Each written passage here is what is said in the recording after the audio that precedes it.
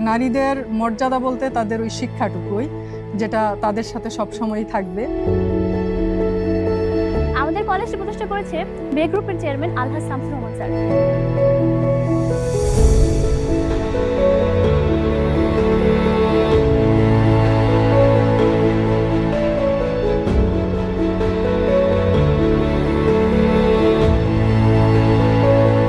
অত্র প্রতিষ্ঠানটি সম্পূর্ণরূপে অবৈতনিক একটি প্রতিষ্ঠান।